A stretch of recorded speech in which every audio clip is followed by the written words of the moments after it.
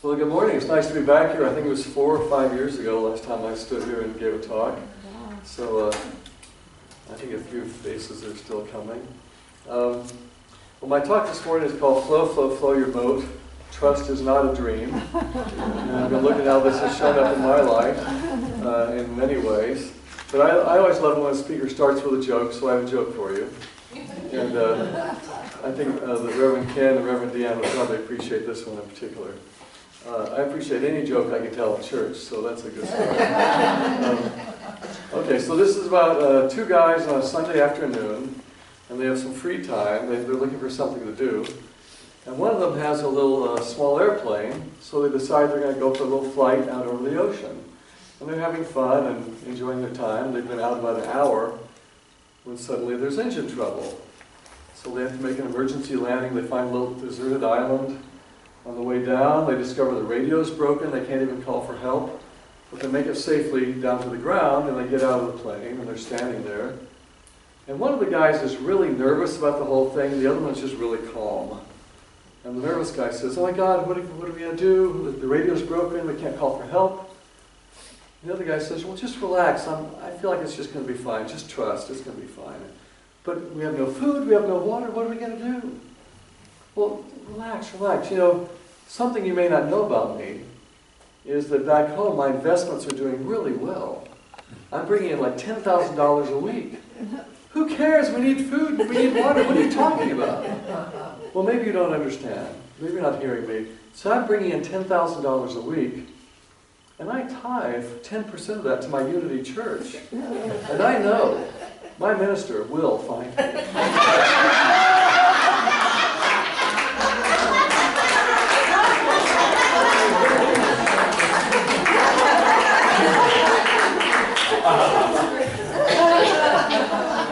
Saw that coming. Trust. Trust.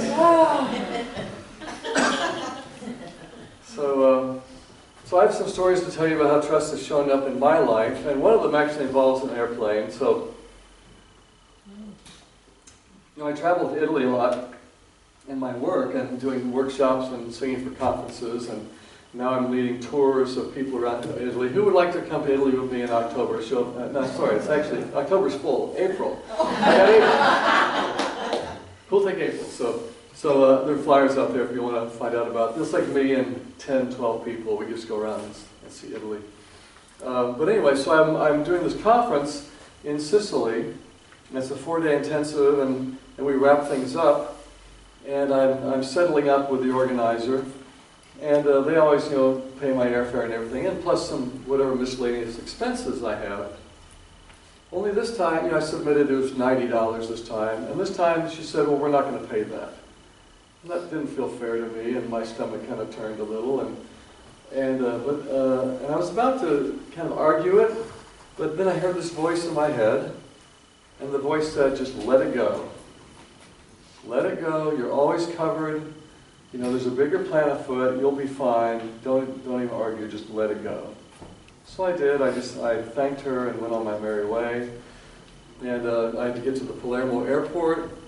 From there, a short hop to Rome, and then catch this 9-hour flight back to the U.S.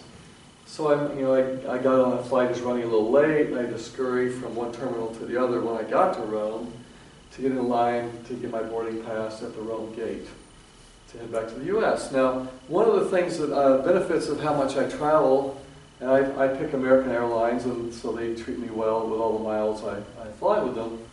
And one of the things they do is they give me these free upgrades to business class every now and then.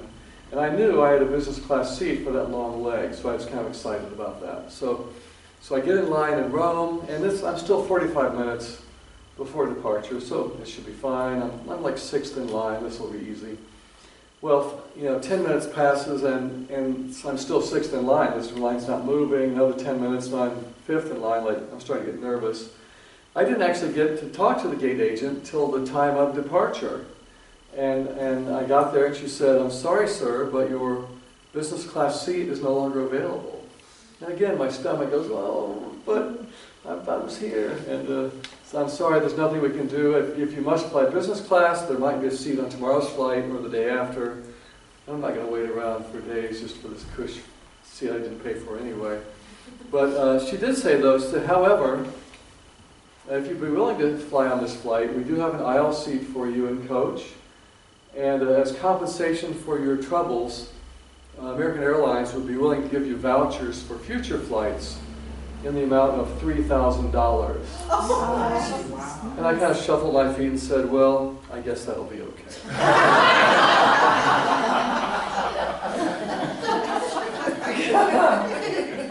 And it was fine. It was fine. It's not like I get to fly first that often anyway, but for business. So yeah, I said, it's fine, great flight, it's fine. But about an hour into the flight, it dawned on me. I kind of looked at, do you see what happened? Earlier in the day, I heard this voice that said, just let it go. There's a bigger plan afoot. You're always covered. You're always taken care of. Yeah. And like a couple of hours later, the airlines are giving me $3,000 worth of flights. Who cares about the $90?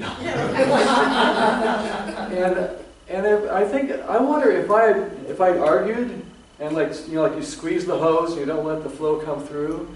I wonder if that other thing might have not happened. Yeah. Would it have happened if I had just let go? Just let it go. Trust. Know there's a bigger plan afoot. Here to support what you came to do. And those flights, most people aren't flying me to go to these different gigs, so I use those flights for my mission, to be able to fly to churches on the East Coast. And so what a gift to support what I came to do. Flow, flow, flow your boat. Trust is not a dream. There's a great quote in the Course in Miracles. I love this one. It's so simple. It says, trust would settle every problem now. Trust would settle every problem now. If we could just let go of the non-trust in our heads and just relax, because we have to know there's a bigger plan afoot. We have to know that there's divine guidance. There's a bigger picture than what we can see. One of the people I had the honor of traveling with is an author and speaker named Alan Cohen. Does that name ring a bell with anybody? We're buddies, and for 7 years I did music for his talks and workshops. And I remember him from the stage saying, he invited the audience, I'll invite you to do it also. He said to take your hand and kind of scroll it up, and so it's just a little pinprick of a hole that you look through. So do that with me now. Just kind of look around the room. Okay. And what he said was, of all the things happening in life that are going on, this is about how much you can see. And he said, unfurl your fingers, and this is what God sees. And the kind of joke on ourselves is that we're busy trying to control the universe based on this much information. Do we have any general managers of the universe here present? And the joke is we're trying to do that based on this much information. It's crazy. There's a bigger plan afoot. We can't know everything. Trust would settle the problem that we create thinking we know what's supposed to happen. Trust would settle every problem now. One of the ways I step into trust is in my planning. I'm a one-man operation. I do the flyers, I book the gigs, I organize the recordings. And when it comes time to look like 6, 8, 10 months down the road, my process is I go to my computer, open up my calendar, it's blank on that month, and I just start to listen. Where am I feeling pulled? What churches have been asking me, or is there some energy or some part of the country I'm feeling pulled to? And I'll just start to make up this little imaginary tour on my laptop, calendar, and I see what the flow is. If I fly in here and rent a car and I get through there and back to that airport, and I kind of mock something up, and then I'll start to get on the phone or emailing and just proposing to these churches, and many times I get yes, yes, yes, yes, like something trusted and heard. Where am I supposed to be? But it doesn't always work that way. Sometimes it's no, no, no, no. So where does trust figure into that? Sometimes trust just means being willing to step back and say, well, I don't know. It's not time to know yet. It's, to be revealed in the future. And that requires trust too, that, okay, well, just keep staying open, keep feeling, knowing that eventually it will be revealed. There's another song I wrote years ago called In Time. It also speaks to this. I love the chorus. It says, in time, we see the working out. And we find that there's peace there. And there's a principle in those lyrics that I think really applies to all of us. So I want you to think of some mess you were in like 3, 4, 5 years ago. So whatever that mess might have been. And when you're in the middle of it, it was just like, how is this going to work its way out? But then as time passes, you might see, oh, that had to happen because it led to this, and then that led to this, and it kind of finds itself resolved in peace. Can you see how that has happened in your life? So then take that principle and apply it to whatever mess you're in this week. But we got the eyeballs going like this. Yeah. And while we're doing this, yeah, in time we see the working out. And we find there's peace there. Trust would settle every problem. Now, can you claim that peace now, even though you don't quite see how it's going to play out? That's really the question. Can you claim it ahead of time? I have a friend named Springborn from the very first Unity Church I went to, and he was one of these Renaissance men. You know, he's into everything: brain research, architecture, arts, music, and he said something to me that really stuck in my mind. One day he looked at me and he said, "Charlie, you know what I love to do? I love putting myself out on the leading edge of my ignorance." Isn't that a great line? I love putting myself out on the leading edge of my ignorance. You know, that's not stupidity. Ignorance is just what you don't know yet. Out on the new territory, right? I don't know this area. And you know, that's where the adventure is, isn't it? That's where the growth is, and that requires a lot of trust to go into new territory. You know, if we're always kind of here in this little safe zone, always doing what we've always done, where's the adventure in that? How does that wake us up? And this is where the waking up happens. And it requires trust. So I invite you to be on the leading edge of your ignorance, into new territory, new stretching. Keep growing. I remember hearing I forget who it was, he said, if you're green, you're growing. If you're ripe, you're rotting. You ever heard that one? So we always want to be growing, not ripe, and just sitting there. I forget who said that. Was it Reverend Ike? Do you know that name, anybody? Reverend Ike? Yeah.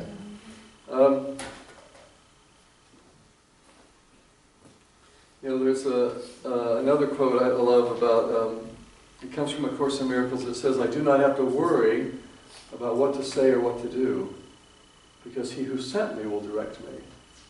You know, sometimes trust really just means there's some situation going on. Maybe all trust really means is just show up even though you don't know what you're supposed to do. You know, if someone needs help, or there's some situation that you're called into, showing up is really the biggest part of it, and then being willing to let it be given to you. I'll say that quote again. "I do not have to worry about what to say or what to do, because he who sent me will direct me." So are you willing to just, you know, jump into the lurch, jump into the whatever the word is, I can't think of it right now. Breach. The breach, thank you. I said that. Yeah, into the breach. And show up and just be given. Now, Mark Twain had a quote about worry, and his quote's a little bit different. He said he'd proven that worrying works. Are you ready for this one? He said, "I've proven that worrying works because pretty much everything I've ever worried about never happened."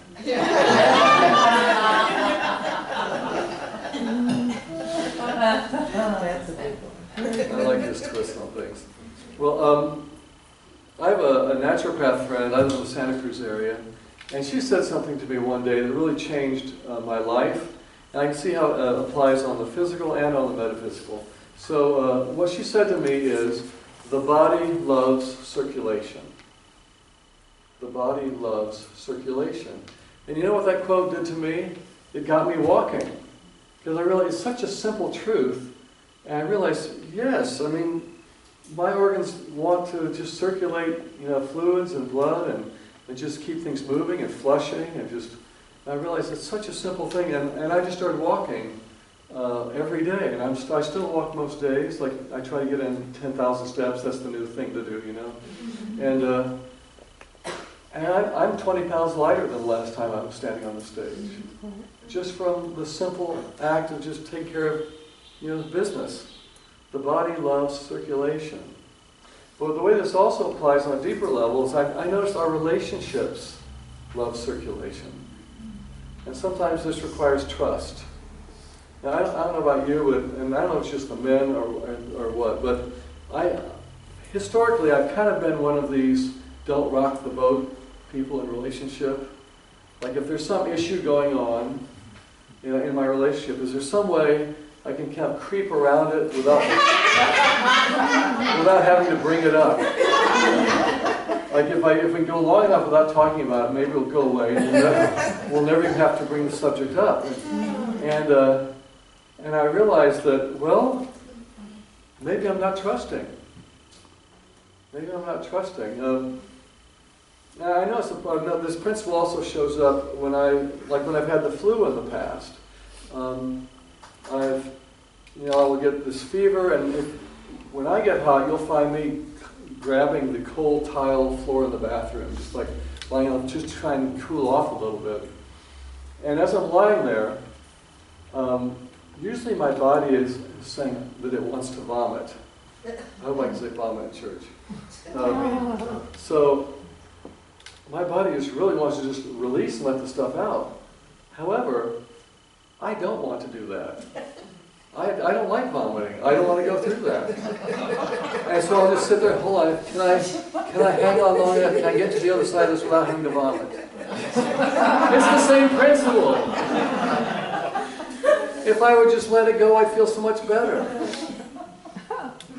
And when it comes to the relationships and the issues that we maybe avoid talking about, what's really in my face about that is, can I trust that our love is bigger than any issue that comes up?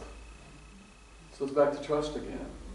Can I trust that our love is bigger than any issue that comes up? Trust would settle every problem now.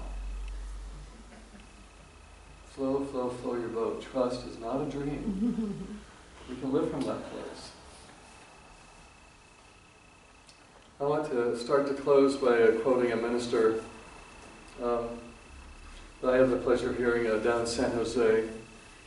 And I was doing the music, he was speaking, and he stood up and he did this kind of cute confession to begin his talk. And he basically said, congregation, I have a confession to make. Every Sunday, I'm actually giving you the same talk. I'm just trying to think of a different way to say it. He said, if you boil it down, I'm really always just saying three things. I'm just saying, everything is God. This includes you. Act accordingly. Isn't that good? Yeah. Everything is God. This includes you. Act accordingly. Let's claim that as I statement. So everything is God, this includes me, and I act accordingly. Shall we do that? Everything is God, this includes me, and I act accordingly. Once more. Everything is God, this includes me, and I act accordingly. So if everything is God, and this includes me, then where does trust work into that? As I really fully step into being that, trust starts to be innate. If I'm already connected with that God flow, if I'm already part of that, if I'm already part of already knowing there's a bigger plan afoot, if some part of me innately knows it, then trust becomes natural.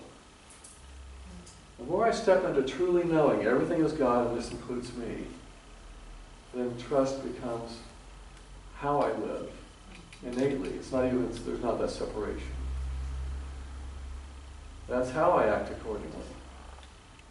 That's part of how I act accordingly. Everything is God. This includes me. And I act accordingly.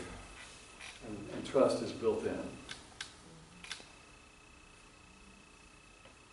And we truly flow our boats, knowing trust is not a dream. And so it is. Thank you. And so it is.